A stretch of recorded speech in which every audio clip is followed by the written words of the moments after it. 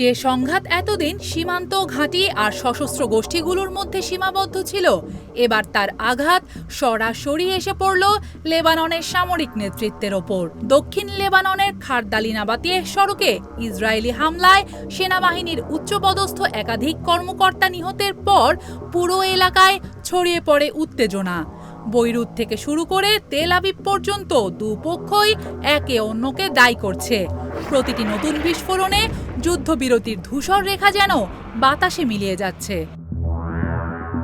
লেবাননের সেনাবাহিনী জানায় এটি ছিল তাদের সদস্যদের ওপর সরাসরি ও পরিকল্পিত হামলা।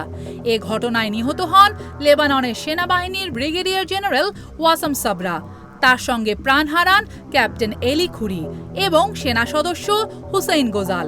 তাদের দাবি, শান্তি প্রতিষ্ঠার সব প্রচেষ্টাকে ব্যর্থ করতেই এমন আক্রমণ। অন্যদিকে ইসরায়েলি সেনাবাহিনী বলছে এ হামলা সক্রিয় যুদ্ধাঞ্চলে হয়েছে।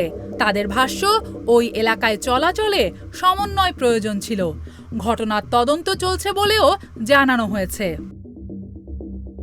এরপরই ক্ষোভে ফেটে পড়ে বৈরুত। লেবাননের প্রেসিডেন্ট জোসেফ আউন হামলাকে দেশের সার্বভৌমত্বের প্রকাশ্য লঙ্ঘন বলে আখ্যা দেন। প্রধানমন্ত্রী নওয়াব সালাম একে জঘন্য অপরাধ বলে মন্তব্য করেন।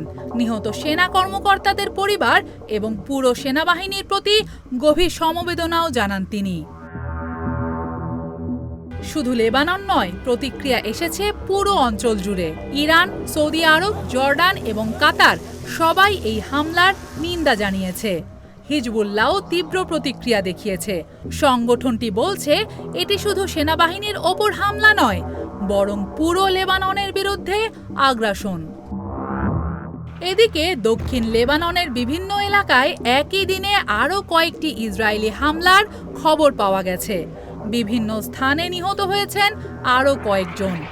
ইসরায়েল দাবি করছে গত 2 দিনে তারা প্রায় 150টি হিজবুল্লাহ লক্ষ্যবস্তুতে হামলা চালিয়েছে। তাদের মতে এসব স্থাপনা থেকে ইসরায়েলি সেনাদের বিরুদ্ধে হামলার প্রস্তুতি নেওয়া হচ্ছিল। পাল্টা জবাবও দিয়েছে হিজবুল্লাহ। সংগঠনটি দাবি করেছে তারা একটি ইসরায়েলি মেরকাভা ট্যাঙ্কে ড্রোন হামলা চালিয়ে সফলভাবে আঘাত এনেছে।